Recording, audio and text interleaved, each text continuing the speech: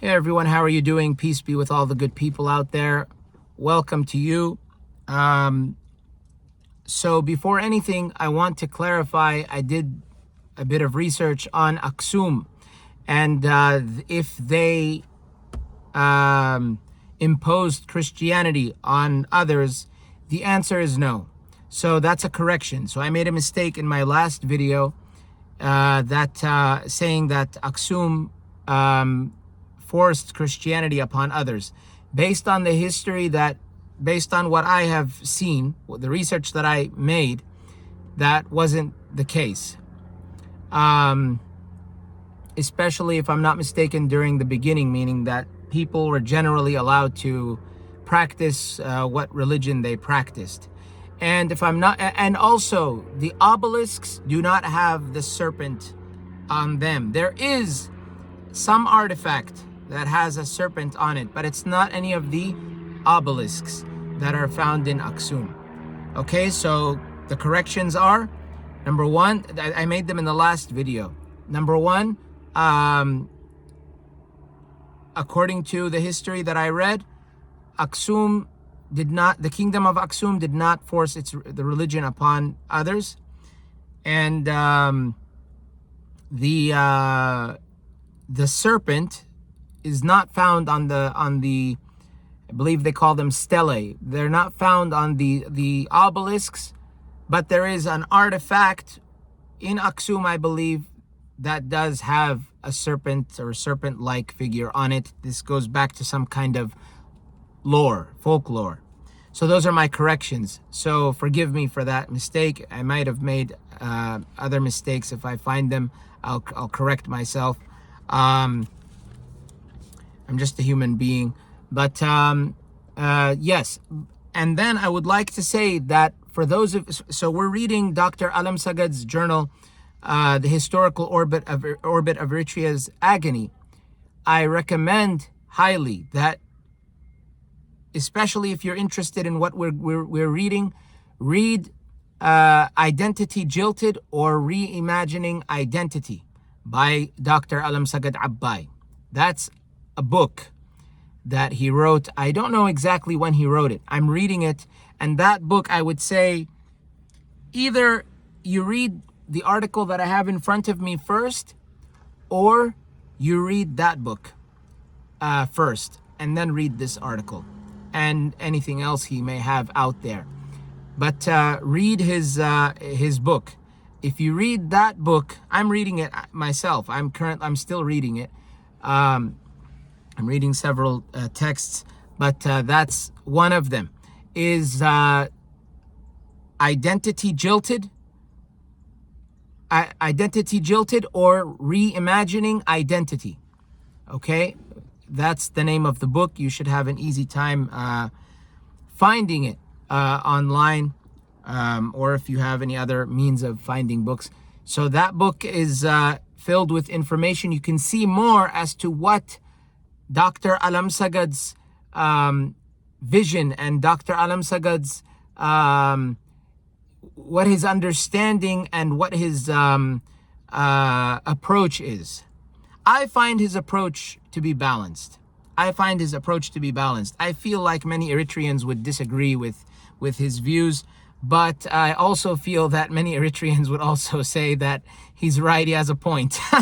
I'm one of them. He has a point. So in any case, everyone, has an opinion. Everyone has a view. As long as the view does not involve hurting others and disturbing people's peace, then everyone's free. This is how we can free our land, is by first freeing our minds, freeing ourselves, and being open to different approaches and different opinions. This is how we can fix things. If that doesn't happen, then we're just going to be an endless struggle and fighting. So let's begin. I begin in the name of God, the compassionate, the merciful. I praise and I glorify him as he ought to be praised and glorified.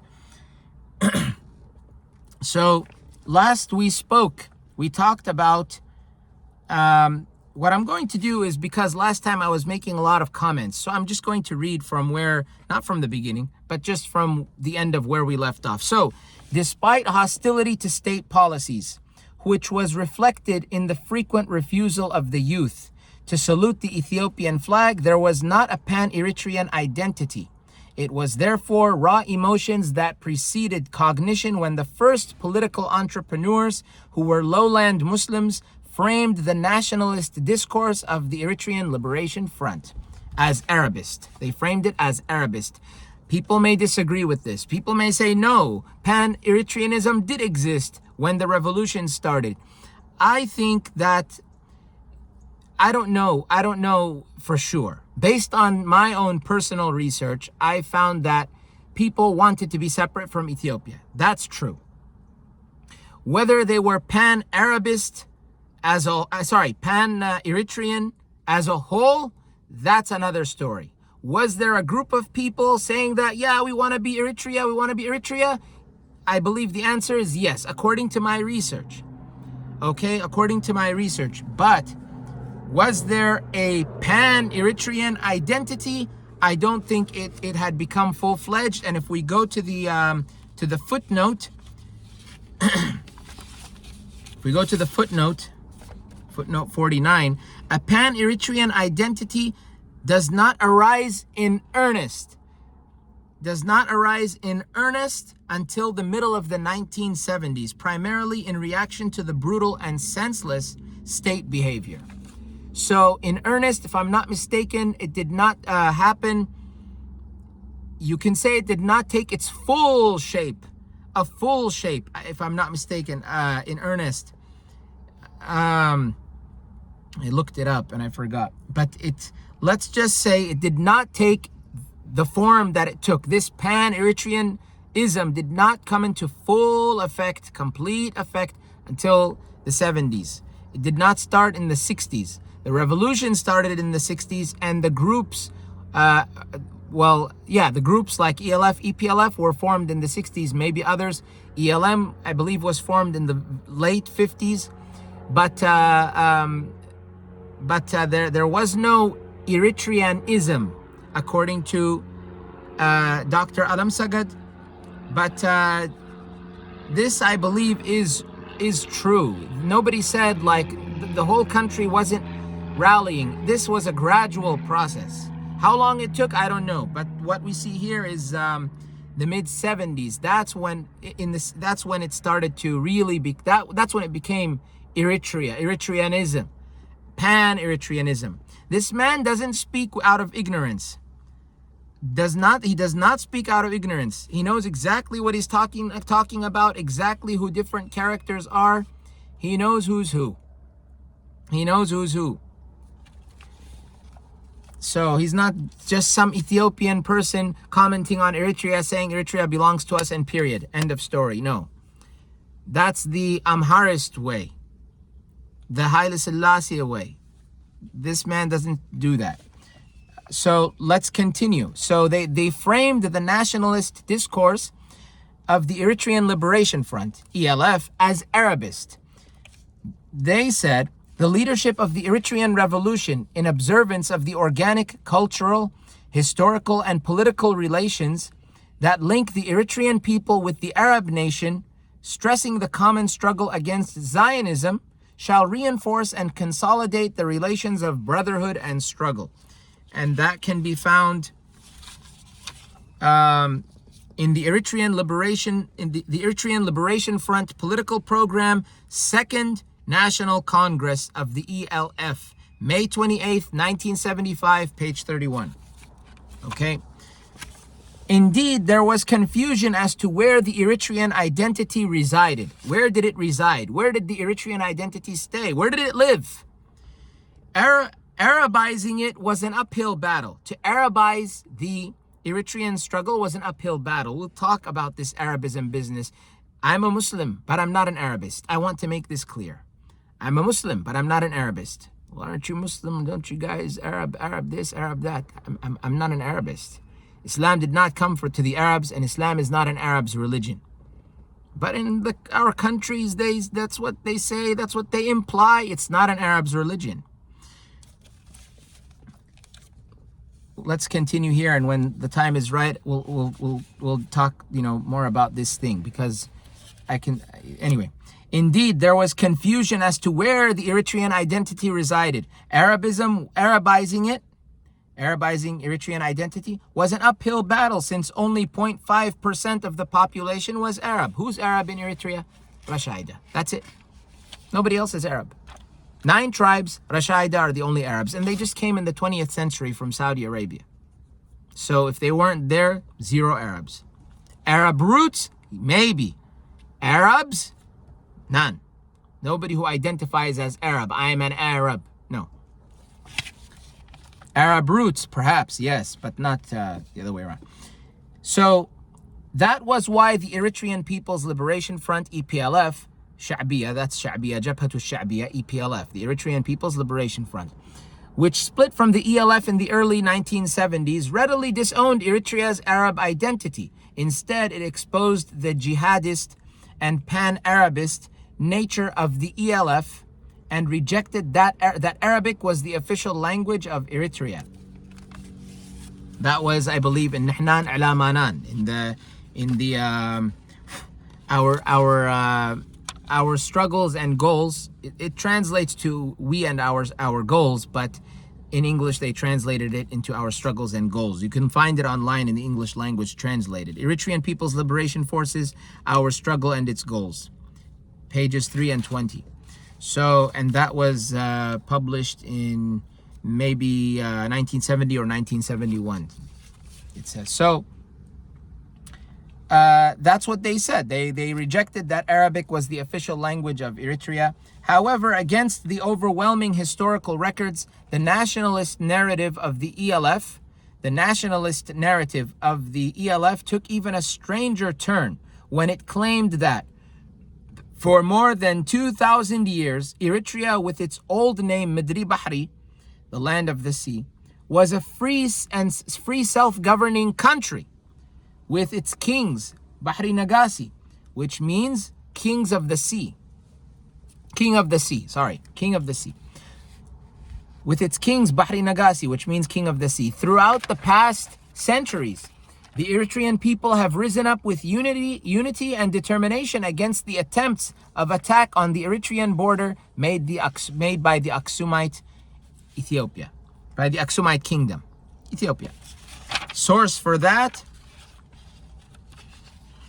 The source for that is A Short Historical Background of Eritrea, People's Liberation Forces of the ELF, Research and Documentation Center of Eritrea, Asmara, Eritrea. So it's called A Short Historical Background of Eritrea, and then italicized People's Liberation Forces of the ELF. That's where it came from. There was no Eritrea for 2,000 years. We're going to see that in Walde Yasus's book, that Eritrea is not, there was no Eritrea, there was no Ethiopia. They never existed as what we know them today. Especially Eritrea, there was no such thing. Ethiopia, the word was used, but to refer to different things, different places. Sometimes Nubia, sometimes Africa as a whole, sometimes different places. On the contrary, the Aksumite civilization was shared by the Trans-Marab region, with Adulis as its port. The region of today's Eritrea and Tigray was the core of the Aksumite Empire. As such, Aksum belongs to Eritrea as much as Adulis belongs to Tigray/Ethiopia. The emotion-based approach presented feudal and pre-modern Ethiopia as a colonizer of a far more developed, westernized, and advanced Eritrea. The zero-sum game, which was first launched by the ELF in 1961, when the first shots of the armed struggle were fired, lasted until 1991. Blinded by raw nationalist emotions, the political entrepreneurs could not ask even the most obvious question of whether secession was in the best interests of the people. Should we secede or should we not secede? By the way, according to the UNHCR, some Afar and Kunama did not want to secede from Ethiopia.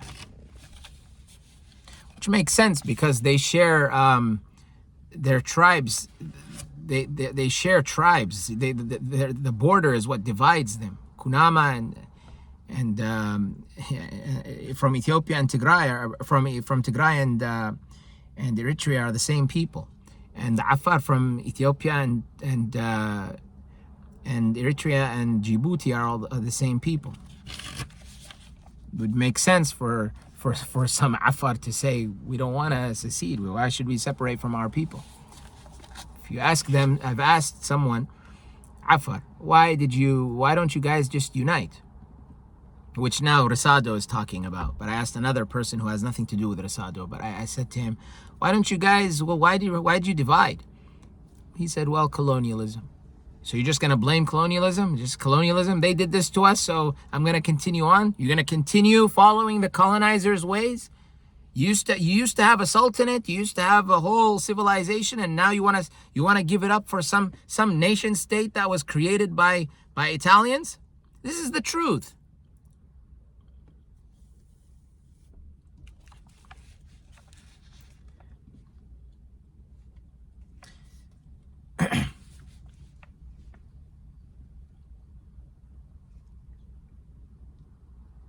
Aksum did have, we went over this in the last lesson, so I don't think there's a need to repeat.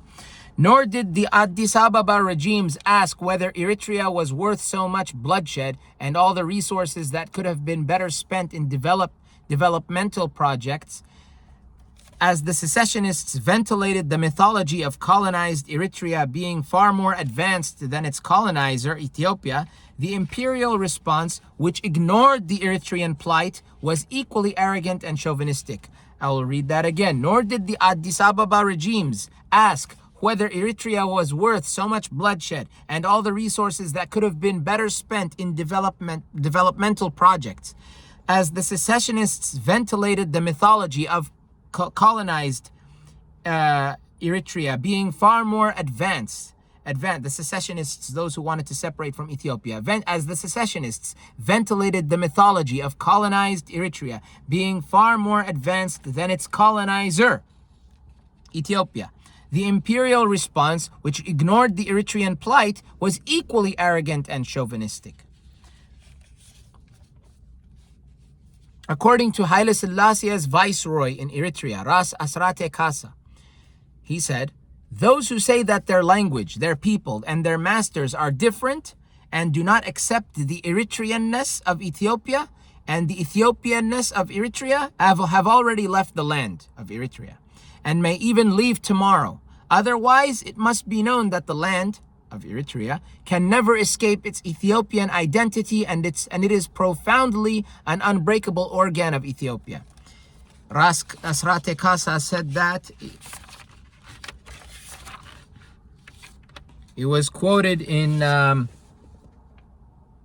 So this is in Amharic, quoted in Mammo Wudenneh Ye'ertra Tarik Asmara Kokub Tzabah Matemiya Biet Maskaram, 1962. I believe in the 1962 the international calendar. So it's quoted in Mammo Wudenneh Ye'ertra Tarik Asmara Kokub Tzabah Matemiya Biet Maskaram, 1962, in the regular calendar, Gregorian calendar, page 2. That's what Ras Asrate Kassa said, Haile Selassie's viceroy in Eritrea. Eritreans perceived the message as the imperial policy of, we need only the land, not the people. That was Haile Selassie's slogan. We need only the land, not the people. Eritreans perceived the message as the imperial policy of, we need only the land, not the people, which has echoed in the nationalist narrative. With its political and cultural impatience, the military junta, Derg, which succeeded the feudal regime in 1974, was no less chauvinistic. It retained the policies of the ancien regime and perceived the Eritrean people inimically. Quote, Since the Eritrean uprising started in 1961, the Eritrean people have been providing the bandits with manpower as well as material and moral support. In general, the Eritrean people tend to support the bandits, among whom are their own children and close relatives. So they also viewed them as the same, the Derg. May God curse them, and may God curse the other regime before them. And this is also found in an Amharic source. Bahagar وسط دهننت طبقية Minister, 1977, regular calendar. Ametawi, Amenar, Hidatna, Yazet Quds, Addis Ababa, Nahasir, 1977. Amharic can be quite sometimes difficult to read. There's so many letters which look like consonants in the same word, versus Tigrinya, which is like all open vowels. Amharic is mostly like just, if you guys are familiar with the alphabet, it can be, yeah. So anyways, that's that source. Hey, you guys are gonna have to put up with my Amharic reading. That's the source. Okay, so that's where and the page is 41 and 43. So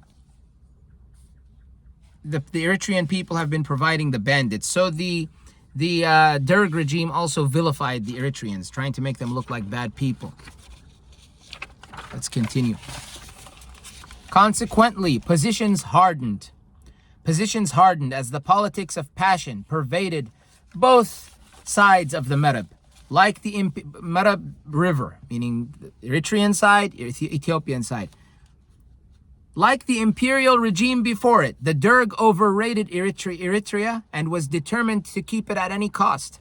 In March 1988, following the EPLF's monumental victory at Afabet, which the British Africanist Basil Davidson is there's a young man, or I don't know if he's young or not, but his name is Sium Aman. He wrote a thesis based on Basil Davidson's book, The Black Man's Burden, Africa, the Nation State, The Black Man's Burden. He wrote a paper on that. He's Eritrean. I recommend that you read that thesis. Very interesting, interesting thesis, interesting point of view, interesting perspective. It would be nice if we had such articles coming from Eritrea and Ethiopia, but you can't without being killed or thrown in jail or tortured. You have to be out of the country. That's what the Eritrean revolutionaries were fighting for. Free press, freedom, So, in March 1988, following the EPLF's monumental military victory at Afabet, which the British Africanist Basil Davidson, in one of his BBC interviews, compared with Dien Bien Phu, the Derg leader Mengistu Haile Mariam defiantly said, "We prefer losing the Ogaden, Ethiopia's Somali region, to Eritrea." His deputy, Fikra Selassie Wagdaras, went further. Without Eritrea, there is no Ethiopia. What is the source for without Eritrea, there is no Ethiopia? Again, it's in Amharic, so it's the source C Yeispa Kalawi Komite Politika Biro 78 nya 78 Medebenya Sibsibsiba Kale Gubae Megabit 20th of Megabit 1980, the Gregorian calendar. I believe it's the Gregorian calendar. It's page 63 and 88. Okay, so that's where you can find it.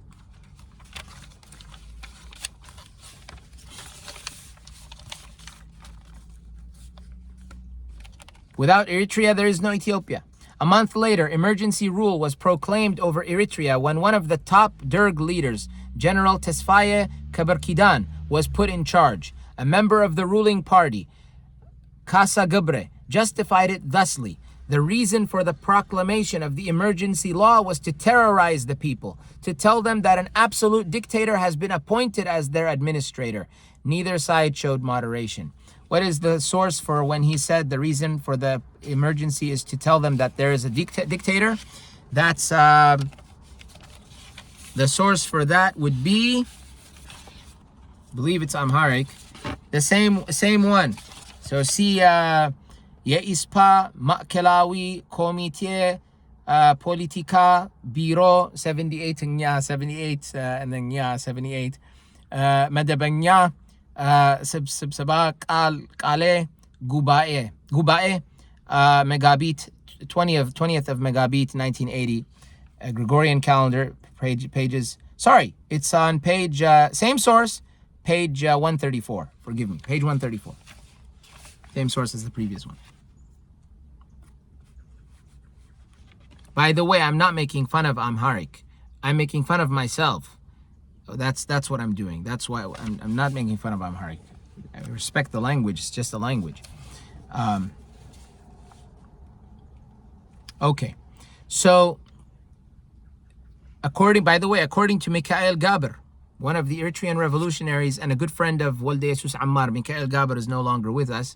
I believe he was killed by the EPLF. I will verify with Walde Jesus Ammar, but I believe he was killed by the EPLF because he was viewed as a threat. Very intelligent man. He wrote a book called The Bleen of Bogos. If you want to learn about the Bleen, read The Bleen of Bogos. You can find the PDF on daberi.org, if I'm not mistaken, or you could find it online. It's in PDF format. He said that Amharic is a mix between Tigrinya and Ago. That's what he said. According to Ullendorf, Amharic is a combination of Ge'ez and Ago. So both are right in their own way. Both Ago and Ge'ez, Ago and Tigrinya, close. So I don't know what Michael Gaber's source was, but that's what he said. He included that in his text. You would like that text. So anyway, neither side showed moderation. As state nationalism, which was a euphemism for Amhara ethnic nationalism, continued to undermine their particularities, Eritreans felt suffocated by Ethiopia, which Ernest Gellner called a prison of nationalities. A prison of nationalities. Where did he say that? Ernest Gellner, Nations and Nationalism. Oxford, Basil Blackwell. That's the publisher, I believe, 1983, page 85. Ernest Gellner, Nations and Nationalism. So that's what happened. The Eritreans felt suffocated. Ernest Gellner called it a prison of nationalities. This is why the revolution happened. We're going to learn about that, God willing, in the book written by Mr. Walde Jesus Ammar. Mr. Walde Jesus Ammar will see in his text the reasons for revolution. There was a reason why they fought back. It was not in vain. It was not for nothing. I'm not against the revolution. I'm pro-Eritrean revolution. I'm against what happened in the revolution, infighting, leadership issues, people having issues based on religion and ethnicity. That I'm against. Every Eritrean is against that, every sane Eritrean. But I'm not against the revolution.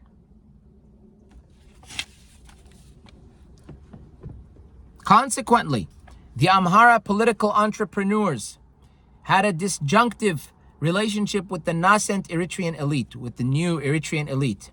They had a disjunctive relationship. The former, meaning the Amhara political entrepreneurs, the former were too anxious and too impatient to integrate and assimilate Eritrea, and the latter felt Eritrea was too developed and too distinct to succumb. What was an imagined homogeneous community to the former, to Ethiopia,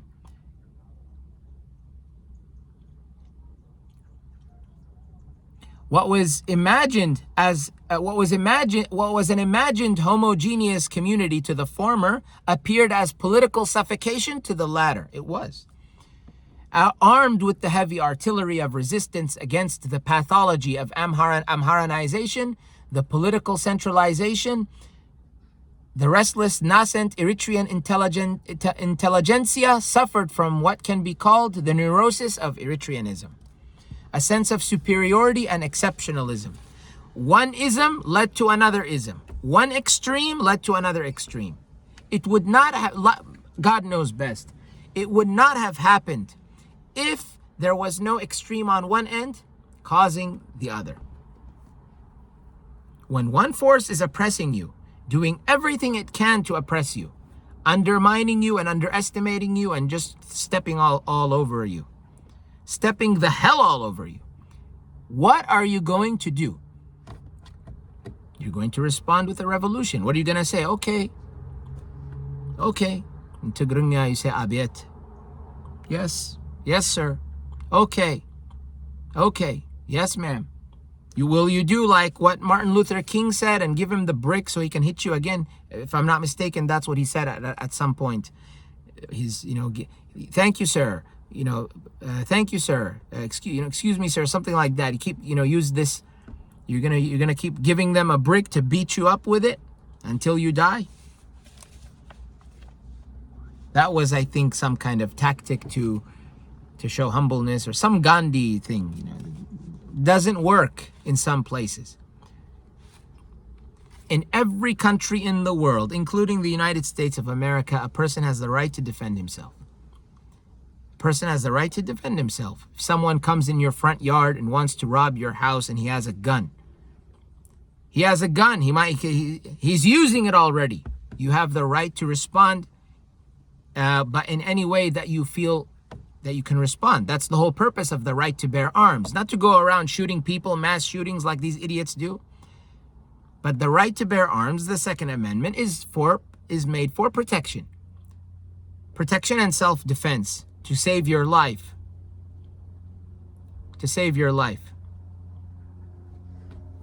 Not to murder, not to go and abuse it. No. But if you have no choice, someone comes on your land and you have no other option, this is the only option, this is the right to bear arms. So imagine in a place like Eritrea, where the people are suffocating. They're being suffocated and arms are being used against them. In that place, wouldn't armed resistance be ideal? Isn't that what happened in the United States? Isn't that what started the United States to begin with? What the hell do we celebrate? Do the people celebrate every year on July 4th? Lighting up all kinds of fireworks, legal and illegal. Why? What are they celebrating? Is it that just out of nowhere we just want to fire fireworks? They're celebrating Independence Day. What the hell is that? Independence was the war for independence. They fought a war, for God's sake. They were fighting against the British. Taxation without representation and all this. Anyways.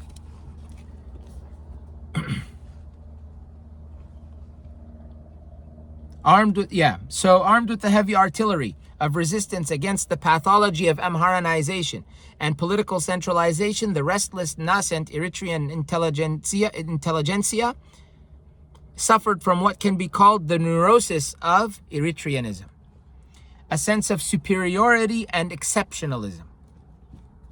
A caveat is appropriate here.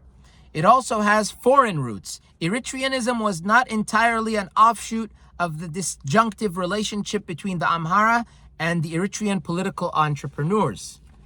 He's telling us something. This is intriguing for me. Like, well, what is it?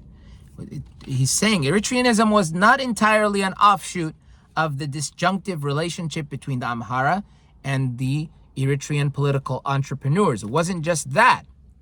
So what was it? Back in the 1940s, Pakistan, a member of the UN fact-finding mission in Eritrea, wanted to prevent the return of Muslim Eritrea to Christian Ethiopia.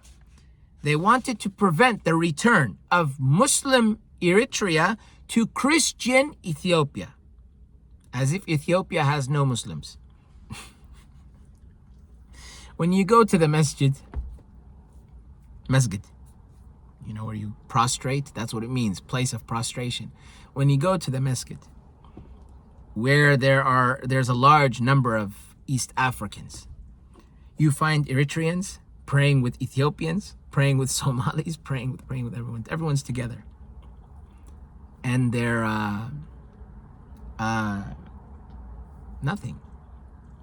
I met nothing. How could what Assalamu alaikum to each other? I mean, what are they gonna do? Oh, you have to pray in the Ethiopian side, and I'll pray in the Eritrean side. How does it work?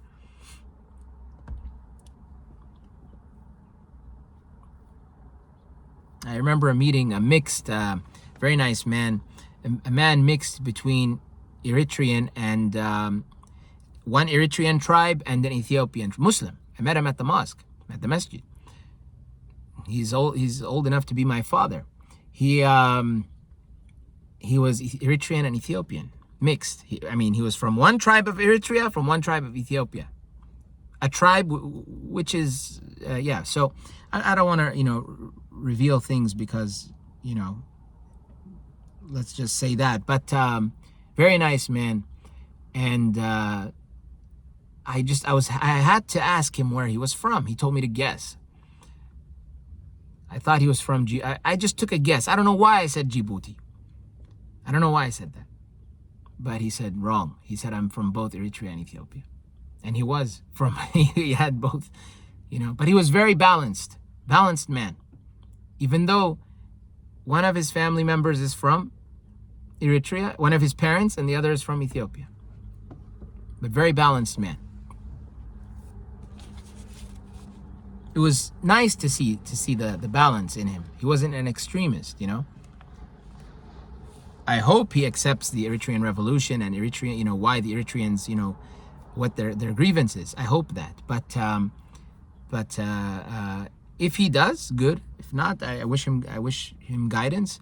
But he was very mellow, very easy to communicate with. Eritreans can be quite sensitive, And I understand why, but a person should not be too sensitive. It's not good. It's not healthy, and it's not good even spiritually. So Pakistan, which was a member of the UN fact-finding mission, they did not want Muslim Eritrea to go back to Christian Ethiopia, as if there's no Muslims in Ethiopia. The UN, and this is the source is, so it says in the footnote, under the footnote says the UN Commission was formed in 1950, consisting of Burma, Guatemala, Norway, Pakistan, and South Africa. These 5 nations, they were the UN Commission. They were part of the people involved in deciding the fate of Eritrea, if I'm not mistaken. We'll see more of that in Mr. Walde Jesus Ammar's book, God willing. Italy was ecstatic with its newfound ally, Pakistan. Italy was ecstatic. What does Italy have to say about all this? Italy was ecstatic with its newfound ally, Pakistan.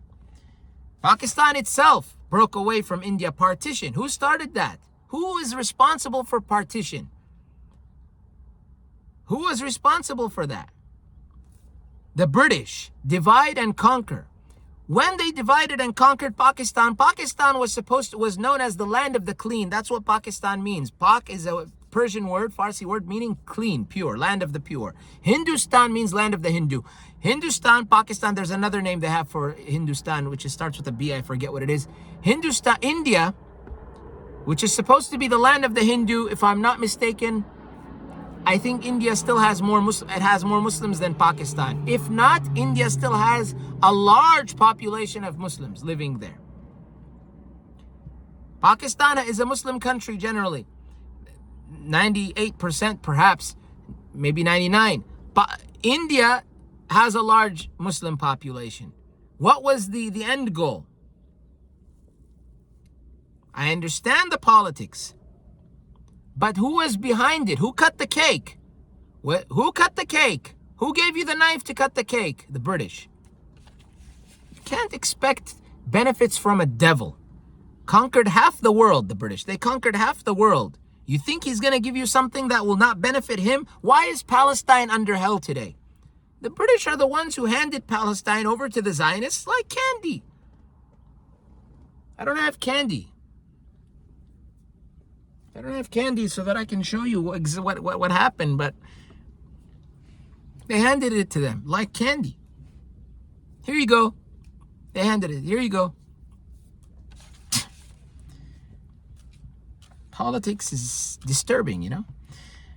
Italy was ecstatic with its newfound ally, Pakistan, presenting Eritrean superiority and exceptionalism as the rationale. Both agreed that the Eritreans were solely Eritreans, Italy and Pakistan. In this regard, the Pakistani foreign minister, Zafrullah Khan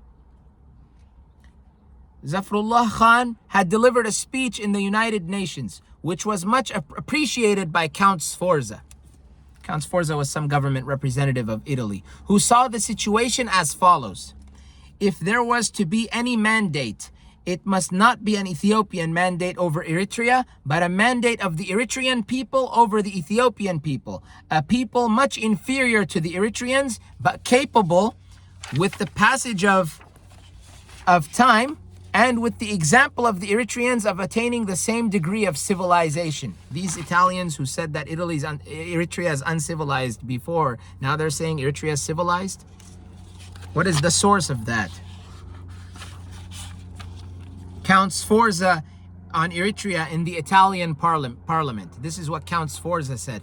This is after the British kicked them out. After they kicked the Italians out, this is what Count Sforza has to say. May God curse him. May God uglify his grave and his afterlife.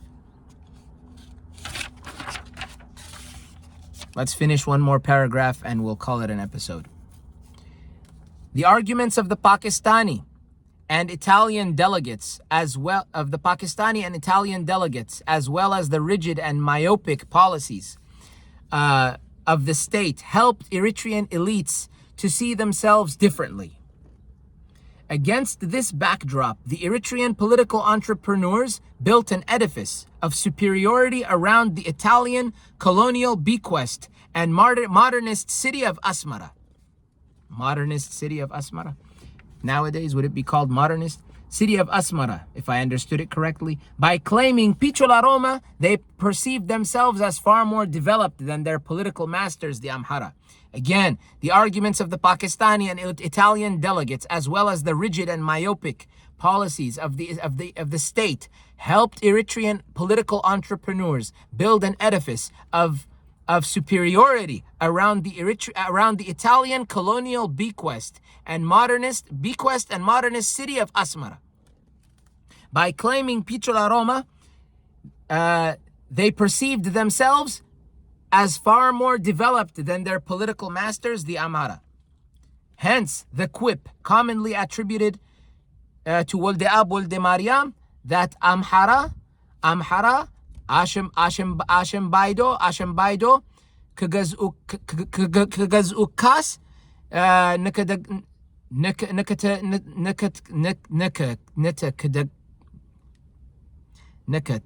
Tagazom, Ukwa Tsagam. Again, Amhara, Ashem Baido, Kagazukas,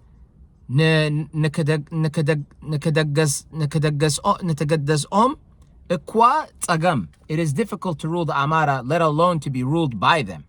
It is difficult to rule the Amhara, let alone to be ruled by them. I need to practice reading Tigrinya. Geminated. I have no shame in needing practice to learn Tigrinya. This tells me where one of my weaknesses is reading, because I don't read Tigrinya. This is exactly what happened to me when I read Arabic. When I speak Arabic, but I used to not be a fast reader. I could not read. I was very, very slow. I had to practice reading. Whoever of you is taking the Amhara class, read. This is something I'm not doing enough of.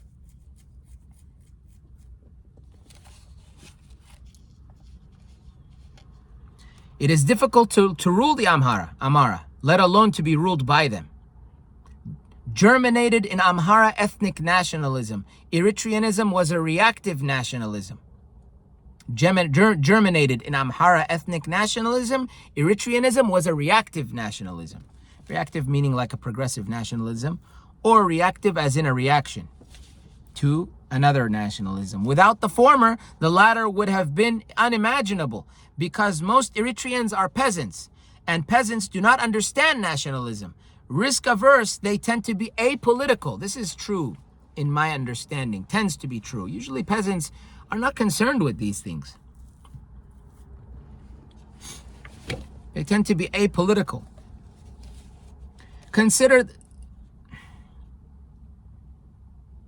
Okay, we'll finish the rest next time because I told you one more paragraph. So next time we will continue with this story. It's a very very intriguing story. It doesn't question the revolution. It questions the why. It asks why. Why did this happen? And was the ultimate decision of secession the right choice? Interesting stuff, huh? Anyways, until next time, my dear friends, those of you who are friends, peace be with you, the righteous of you, and I hope to see you next time. We're going to be continuing, and keep safe. Have a good day, night, morning, wherever you are. And peace be with you. Thank you for watching. I'll see you next time.